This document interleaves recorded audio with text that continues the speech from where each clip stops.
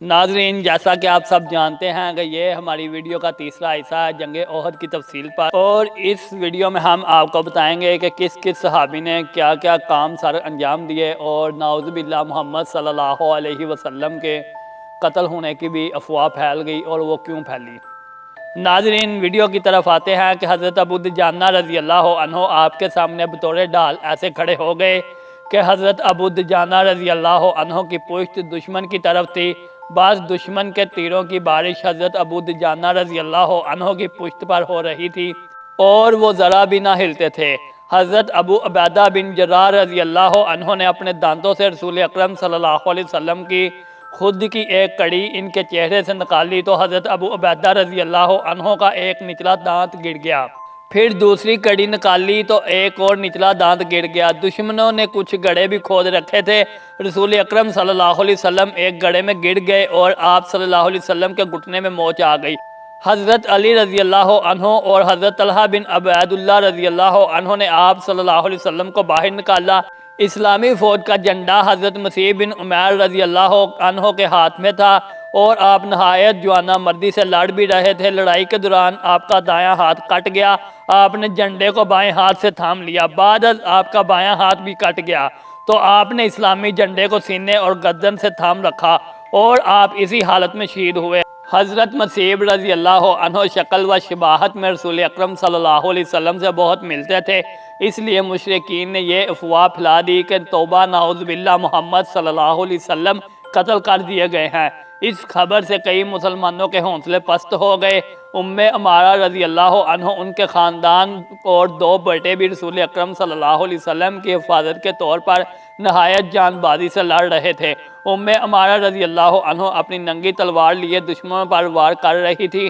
رسول اکرم صلی اللہ علیہ وسلم نے اس پورے کنبے کی بہادری اور قربانی سے بہت متاثر ہو کر فرمایا، یا اللہ اس پورے کنبے پر رحم فرما۔ اس کے علاوہ آپ نے یہ بھی دعا فرمائی، یا اللہ اس سب کنبے کو جنت میں میرا ساتھی بنا دے۔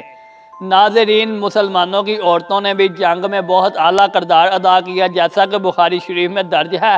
حضرت انس رضی اللہ عنہ فرماتے ہیں کہ کچھ مسلمان عورتیں جنگ ختم ہونے کے بعد میدان جنگ میں زخمیوں کو پانی پلانے کے لیے آئیں۔ ان میں عائشہ رضی اللہ عنہ، ام سلیم رضی اللہ عنہ، ام سلیت اور ام ایمن رضی اللہ عنہ بھی تھی۔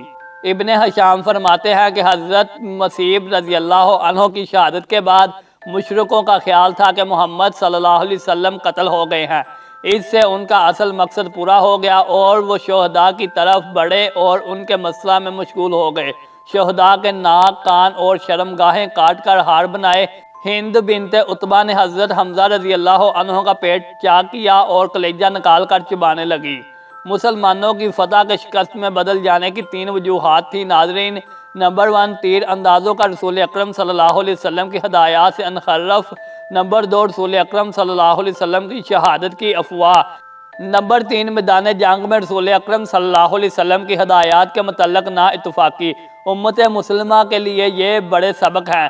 سورۃ آل عمران میں، اور خدا نے اپنا وعدہ سچ کر دیا، یعنی اس وقت جب کہ تم کافروں کو اس کے حکم سے قتل کر رہے تھے، یہاں تک کہ جو تم چاہتے تھے خدا نے تم کو دکھا دیا۔ اس کے بعد تم نے ہمت ہاری اور حکم پیغمبر میں جھگڑا کرنے لگے اور اس کی نافرمانی کی۔ بعض تو تم میں سے دنیا کے گستگار تھے اور بعض آخرت کے طالب، اور اس وقت خدا نے تم کو ان کے مقابلے سے پھیر کر بھگا دیا تاکہ تمہاری آزمائش کرے، اور اس نے تمہارا قصور معاف کر دیا، اور خدا مومنوں پر بڑا فضل کرنے والا ہے۔ اس آیت کریمہ پر غور کرنے سے پتہ چلتا ہے کہ صحابہ کرام رضی اللہ عنہ کی بعض لغزشوں کے باوجود اللہ تعالیٰ ان کی حوصلہ افزائی فرما رہے ہیں اور یقیناً معاف فرما رہے ہیں۔ کیوں نہ کہ اللہ تعالیٰ مسلمانوں کے حال پر بہت فضل کرنے والے ہیں۔ بعض صحابہ کرام رضی اللہ عنہ سے ان لغزشوں کا آخرت مواخذہ نہ ہوگا۔ غزوہ احد کے مشکل ترین لمحات کی تفصیلات سورۃ آل عمران کی آیت نمبر 155 تا 153 میں دی گئی ہے تاکہ ہم ان سے سبق سیکھیں۔ ناظرین، یہ تھی آج کی ویڈیو۔ اگر اچھی لگے لائک کریں، کمنٹ کریں اور چینل کو سبسکرائب کریں۔ شکریہ۔